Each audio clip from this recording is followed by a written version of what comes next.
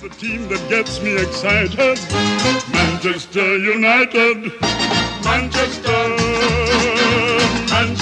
United. We entered what I can only describe as paradise. We were surrounded by United players. Just down the corridor was one of Man United's players stopping there. I said, "Who's that?" And she said, "Oh, Brian Robson and his wife." I said, "What?" Got the proper badge on it as well, Manchester United Football Club. People can say that they've been outside the changing room at Old Trafford Yeah. on a match day. Hello everybody, welcome to Dave's World. This is United with Dave. I'm Dave and he's Dave Senior. Dave Senior. He's the mature one. Sometimes. Maybe, sometimes. And we've been supporting United, well, all of my life and all of his life. So that's a lot of years. So we know a lot about United and we've had lots of different experiences. So we thought, let's put them on camera and share them with you. So here we go. This is going to be our first one. But before, if you wouldn't mind liking the video and subscribing, that would be great. Our target is to get 10 subscribers in the next, how many months, what it is, and we can only subscribe once ourselves, so we need another 8. Okay, so come on. Yeah. All right, so welcome to United with Dave. And Dave. Right, here we are then, Dave. First one. Yep. Yeah, I like in your top. That's smart. Thank you, yeah. yeah. Yeah, I like that. Very nice. Good. That's proper United shirt, that is. Retro. Yeah. Sharp electronics, bring it back. I should be wearing that now. And it's got the proper badge on it as well, Manchester United Football Club. And let's talk about our first experiences then going to the Theatre of Dreams, going to Old Trafford, especially when you got that shirt on, because that's pretty much when we first started going, when they were wearing that top. So can you, obviously you went to Old Trafford before me first time. I wasn't very happy that you did that. I felt like I was, been just left really and not involved with it, and I didn't talk to you for a few days. But can you remember what happened when that first game, you were going up to Manchester to visit your sister? That's right. My sister and her husband worked in Dubai for a number of years, but they needed a home base. So they bought a flat in Manchester, somewhere where they could stay if they had a vacation from Dubai. And one weekend we were invited up to stop with them. And while we were there, my sister said, well, why don't you go and watch United play? They're playing at home this week. I said, well, I don't think I'll be able to get into the ground because I use a wheelchair. And she said, well, go and try, see if they might fit you in. So I went to Old Trafford with her daughter, my niece, and we got in through the ticket office entrance. So we got the tickets and we were told how to gain access to the seats, and that was through the staff entrance, which I believe is still there. Is it? Sort of, yeah, sort of. So I just add a little bit of context to what Dave's saying as well about the way Old Trafford was set up at that time. So people remember early 80s United and 70s United souvenir shop was on the forecourt. It was one door in, one door out, and then next to it was a ticket office. And that ticket office was basically kiosks, probably 4 or 5 kiosks, and that was it. Yeah. So that's where Dad and my cousin went to get the tickets. So, and the staff door was the one that was used going back to when Old Trafford was rebuilt after being bombed in the Second World War. And that's the one you'll see in all the videos of the old players in the 50s going through. And that was that was the entrance. So yeah, so once you went through that staff entrance, then what? So we went through the staff entrance and walked up a passageway, and then we came to a big sliding door, and we had to go through there, and then go through another sliding door. But when we went through the first sliding door, we entered what I can only describe as paradise. We were surrounded by United players because it was the point at the top of the tunnel, just outside the changing rooms. So as soon as we went through the front sliding door, we saw where we were. I said to my niece, "Just hang on." She said, "Well, we've got to go through that." I said, "Just hang on." So we just stayed there, very nice and quiet, and nobody said anything to us. We just stayed there. Autographs, Lou Macari's, Mickey Thomas, and I can't remember a few more. I can't remember who they were. And we just stayed there. And we continued that. Before we do that one, that game you went to was against Brighton, and it was, I think it was the October of '81. It was the 81-82 season. Ron Atkinson's first season in charge of the club. So yeah, that's when that's the game. They won the game 2-0.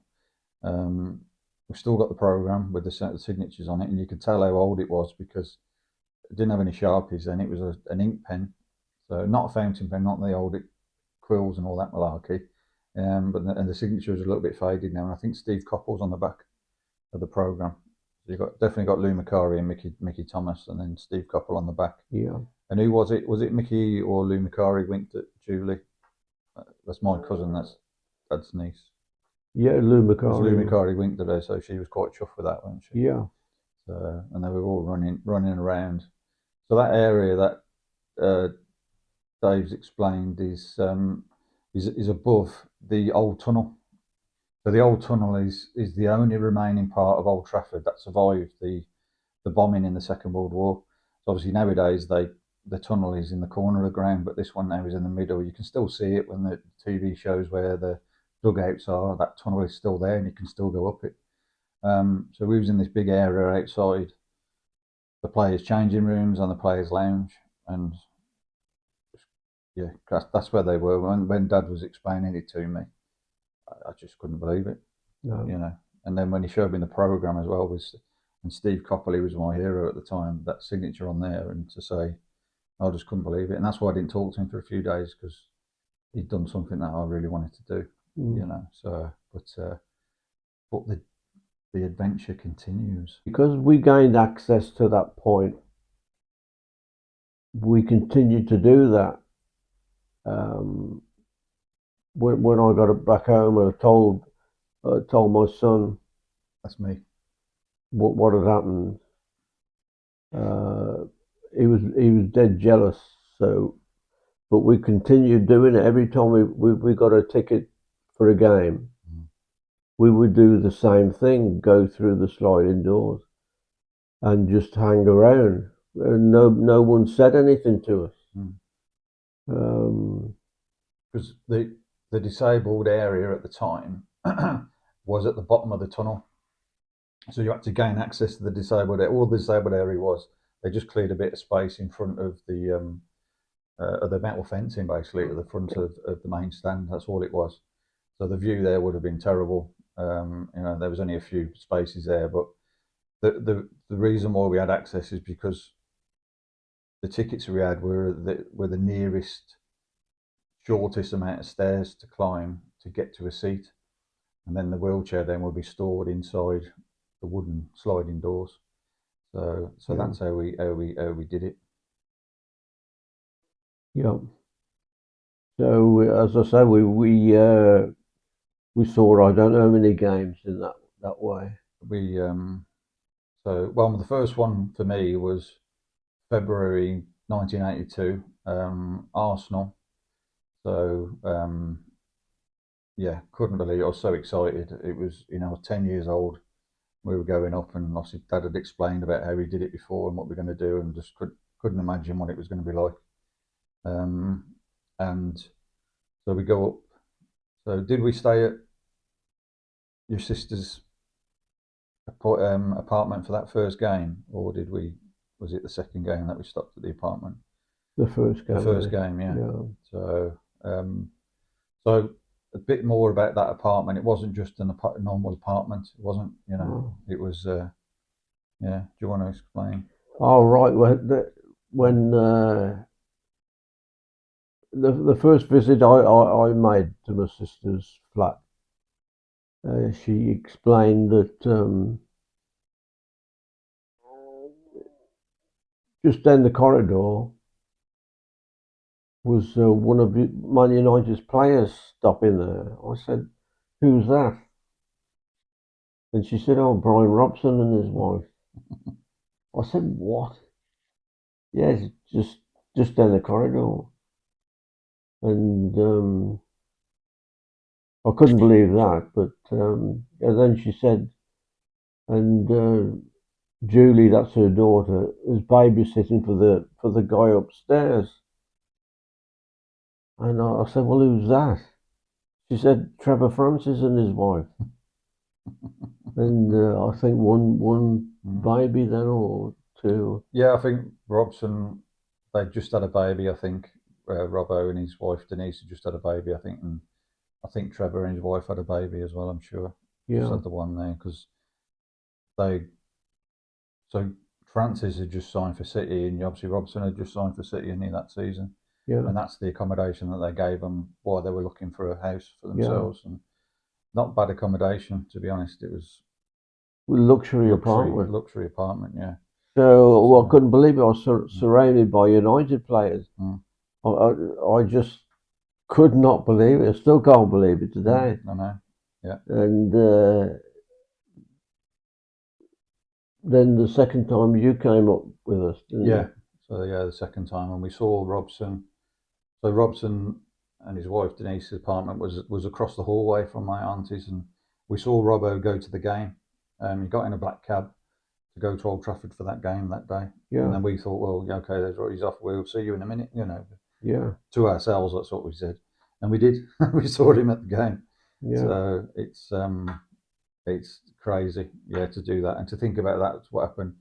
And I've actually mentioned that to Brian Robson. I've met him a couple of times afterwards, and I've actually mentioned that to him, and he remembers. He doesn't remember us, obviously, but he remembers the apartment. He said it was his first with his family, and he said it was really good. Yeah, and then he bought a house then from there, and then they just evolved from there. And he was good friends with Trevor Francis and his wife. They sort of bonded as friends as well. So it's incredible, isn't it? yeah, An incredible story. yeah, To think that we was that close to them, and also the access that we got at Old Trafford as well, going into that area as well to see all the other players. It was absolutely. just unbelievable. It was like an Aladdin's cave. It was just mesmerising. But you think about it as well, that area that hadn't changed since the ground had been rebuilt after the war. So the Busby Babes had been through that area. The Busby Babes Absolutely. had been down that tunnel. The sliding doors were wooden sliding doors. They would have been the original sliding doors. Yeah, There was an old steward on there. It's and the changing rooms hadn't changed either. The bath areas, you can see pictures. The bath area was exactly the same. Just incredible to see that and to get autographs, and we took some photographs of. There was no selfies in those days, didn't have that. So the first camera that you had you had a gift, one of the Polaroid cameras. It was a gift, wasn't it? I think for Christmas, yeah, and you took some photographs there. So we didn't. didn't have many Polaroid pictures because the films were so expensive, weren't they? So Yeah. I think we used the first film in that game against Arsenal. My first game, and that was it was 0-0, so boring Arsenal at the time. But it was people like Graham Ricks playing for them. Terry Neal was the manager. John Hollins played as well. And then United's team, like we had Frank Stapleton, Gary Birtles was playing, Robbo. It was had a good side as well there, but it's 0-0, just couldn't break them down. Ron Atkinson was manager. Ron Atkinson, yeah, Big Ron was the manager. So we saw Steve Coppell running around. He wasn't playing, but he was running around. But it's just unbelievable to do that and to get the autographs. And then that same season, I think it was the last home game of the season. We went to Southampton at home, and I saw my first goal, 1-0 against Southampton. Scott McGarvey scored, and the roar was just unreal. To hear that roar when United scored was just incredible. So, and then that Southampton had Kevin Keegan playing for him, England captain. This was prior to Spain '82 World Cup, and I managed to get his signature, which everyone was trying to get. There's a photograph of a big group of lads around him, and I was the lucky one to get his signature, which I couldn't believe at the time. And then the other thing as well is thinking about the first time you see Old Trafford from the outside, and then the first time you see Old Trafford from the inside. It's just an incredible sight and feeling. So that feeling, when you go to Old Trafford from the outside, it's just incredible. You've got the floodlights, proper old-fashioned floodlights there as well, and it's just, Old Trafford, it's incredible. But when you're inside and you go up them steps for the first time, what do you remember from that? Incredible. Just go up the few steps and just amazed by what you saw, which is even better now. It's just an incredible experience, and I remember that your first time, I let you go ahead of me, up the steps, and you were amazed just as I was, even more so being a youngster. Just an incredible experience. To do that, to see it, because you're at the bottom of the steps and you just see this bit of light, and then it just gets bigger and bigger as you're going up the steps, and then Old Trafford is just there, and it's you can't really explain it. You ask anybody about their first time, and everyone's got different emotions about it, but everyone's just blown away by it. At whatever stage of Old Trafford is at that time, it still blows you away. So, and Dad said about he waited for me to go first so we can see my reaction and that, and how incredible was that to share that, and then to see me do that. But I did that with my daughter when she went for the first time, and that was incredible. And she was like, and she was about 10 as well, so it's about 11 years ago. So, it's just incredible to do that. But yeah, Old Trafford. But me being totally honest, I preferred the old Trafford at that time than the actual Old Trafford it is now. And I think a lot of people would say the same. The old original Stretford End, standing as well. And, it was just incredible. Just incredible. But obviously time moves on. We delayed going to our seats for a while. I can't remember why. And there was no one there. We were the only two people there waiting. And then all of a sudden, out of the area where the changing rooms were, comes Bobby with another guy. We don't know who the other guy was. And he saw me, and I looking back, I think he must have thought we were there to meet him. Because he didn't look surprised at all, and he came straight up to us, and I said, "Hello, Bobby, and any chance of a photograph?" He said, "No problem," and he gave the camera to the guy he was with, and we've got a wonderful photograph. Yeah. Yeah. And that was no trouble for Bobby at all. And wow, what a photograph! Yeah, incredible. And then he went off with a guide to whatever they were doing. They walked down the tunnel, and I don't know what they were doing, but there you go. Yeah. And remember the time Neil Webb's first game. Yeah, that was a big one. That game, wasn't it? They come out of the changing room. Brian, obviously the captain, is at the front, and Neil Webb was just behind Brian, and I'm right there about 3 feet away with the camera, and I could see Neil look. He wasn't smiling. He was white as a ghost, wasn't he? He was very, very nervous. He was making his debut. Yeah. Yeah. And I said, Neil, give us a smile before he went down the tunnel. And he gave me a faint smile. And I wish we had the photographs there so we could hold it up. So. Well, I will put the photographs on so people can see the photographs. Oh, right. Yeah, I'll do that. And what about the time I was there, and through the other sliding door comes Ray Wilkins, and he wasn't playing, was he? No. Do you remember why he wasn't playing? Yeah, he had that cut, didn't he, on his face? Yeah, well, no, yeah, it was a cut. He broke his cheekbone. That's right. Yeah. And what did you ask him? Oh, and he came up, and I said, "Any chance of a photograph, Ray?"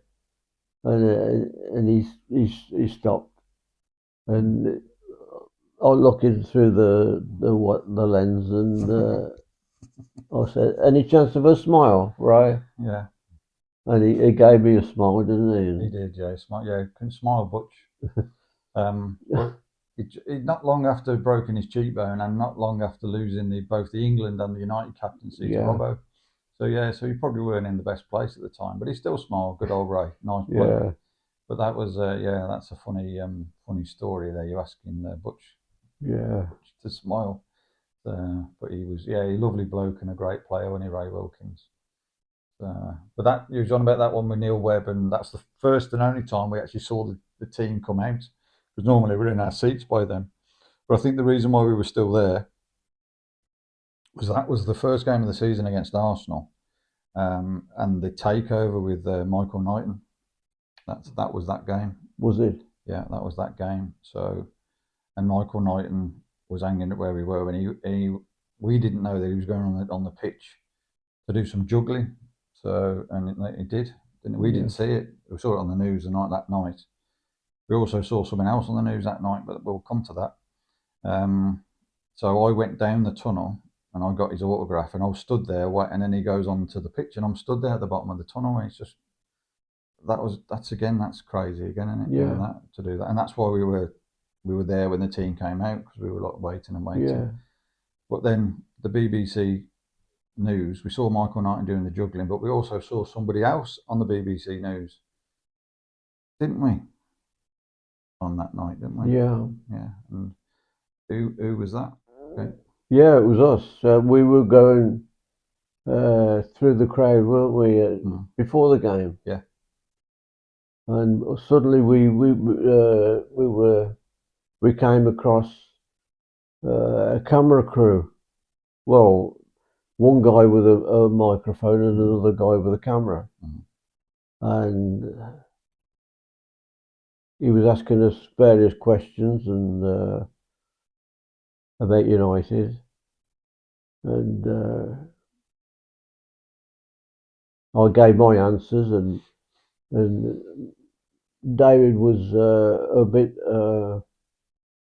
got a bit too excited, if I remember at the time. I did get a bit too excited at that stage, yeah, and yes, I knew what I wanted to say, but I just couldn't say it. Yeah. So, but yeah, they were asking us about the takeover, Michael Knighton. What do we think exactly? So, do you remember what you said? Yeah, I do, because I've been reminded so many times. Yes. Okay. I said, something like, we're going to go forward now under this new chairman. But I was only repeating really what I'd read in the paper. Oh, right, yeah. The guy who never scored for United, Gary Birtles. Gary Birtles, he was going back before Yeah. in his very extravagant dress. Yeah, He didn't wear a dress. Wasn't wearing a dress, not at the games anyway. But it was like a light blue, like tuxedo sort of thing, weren't it? He had a dicky bow, didn't he? Yeah, It was very like extrovert, wasn't he? yeah, yeah, it was. Yeah, it was. And for someone who wasn't scoring many goals, you wouldn't have thought he'd be dressed like that. But obviously, he did. He had a lot of confidence and that. But I just think Gary, but he was unlucky tonight. The style of play didn't suit him. You know, the Forest style of play suited him, didn't it? He was a good player. Yeah, Gary Birtles, that was funny. That was, wasn't it? I remember I took the photograph of you with Steve Coppell. Stevie Coppell, yeah, fantastic. Just before the World Cup. Yeah, Spanier '82, yeah. And he hurt his leg. It was his knee injury he got earlier on in the season playing for England against Hungary. He got a massive injury, yeah. And I said, best of luck in the World Cup, Steve. He said, "Oh, I don't know whether I'll make it." I said, "Why not?" He said, "Well, the knee's playing up." Yeah. I said, you'll make it." Yeah. And he did. He did make it for that, yeah, he did. He played. Then he played a bit the next season, 82, 83, but then that was it. Then he finished. He couldn't play. He had to retire. Then was he 26? What a player he was, Steve Coppell. Absolutely. Talking about that area again, we saw that the area outside the changing room evolved because we did it for about 10 seasons. From that 81, 82 season, we did it like 10 seasons.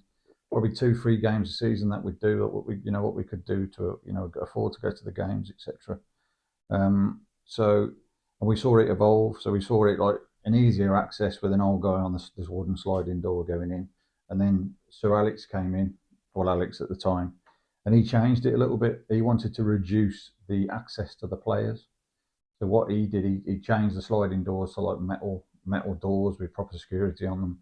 But he also put a big, what we nicknamed the Berlin Wall. They called it this big metal steel barrier, which went all the way across from the players' lounge all the way in front of the changing room. So you couldn't see them you could only see the players when they actually came out of that area. But we still sort of blended in a bit. We just thought, play it cool, just blend in. And we did. Every now and again we'd get a look or told to move on, but we just blended in and stay cool. Yeah. So we saw, still saw a lot of the players. And then that Berlin Wall then became a solid wall, brick wall with a proper door on there as well. So again, and that's when it was all changing. You couldn't really get access to them anymore. That was changing. More money was coming into the game, I guess. Maybe, well, probably a bit later on, to be honest. But we saw players. I don't know if what players you remember we saw. There was remember David Speedy when he played for Coventry. He was. I think somebody was winding him up, weren't they? He was signing an autograph. He lost his temper, and he had a ball under his arms going for the warm up, and he just smashed it at someone, didn't he? He just bounced in against some of the walls, and that he just lost it big time. And we could see continuous the players going from the changing room to the players' lounge. Yeah. Ron Atkinson was. We always see him going into to have a drink. Yeah, having a drink or and then sorting out tickets as well for family and friends, wasn't it? There was always. Yeah. So I think they had one player who was on ticket duty at the time and getting passes for the players' lounge and all sorts. Oh, yeah. It's just a different world to what it is now. So that's about it then, son. There's a lot more to talk about. Well, there's loads, isn't there? So yeah, so that's our first one out the way. Yeah, but just to say, how many people can say that they've been outside the changing room at Old Trafford? Yeah. On a match day. We're so blessed with that experience. Incredible. It's it's that experience and have those memories, and we've got a few pictures and autographs from those times. I still got the original autograph book as well. Yeah. So we'll do an episode where we look at some of the bits and bobs and that we've had over the time, bit of memorabilia, which we've got quite a few bits of memorabilia. So that'll be interesting if anyone's interested in that. We're interested in it, so we're just going to do it. That's what it's all about, isn't it? It's all about United and what's. Yeah, he's got a great program collection. Yeah. Autographs. Yeah. So photographs. It's it's incredible, really. It's yeah. So if you're interested, come to our channel. Yeah. You might be bored. You might think, "Oh, that's wonderful." Yeah. But so like and subscribe if you can, please, and put some comments on as well if you want to put any comments on. Yeah. If there's anything you want us to talk about, then just stick it on there, and if you want to talk to us as well, we could maybe do that as well if you wanted us to. So yeah, we've got loads of other stories to talk about, and obviously there's current stuff as well. You could go on all day, couldn't you, talking about the current stuff for United, blimey. Yeah. So, but yeah, we can talk about the Busby Babe era, Matt Busby's time as manager, Tommy Dock as well, Ron Atkinson's time, and then obviously Sir Alex. And then the last 10 years is a bit, where do you start with that one? So that'll be, we'll leave the last 10 years for a while. I think we'll talk about some better stuff first, won't we? Before we do that one. So yeah, so we'll sign off. So it's goodbye from him. Goodbye. And it's goodbye from me. So thanks for watching United with Dave. Yeah. Take care, everyone, and we'll see you soon. Yeah. Okay. Bye. Cheers. Bye bye. United.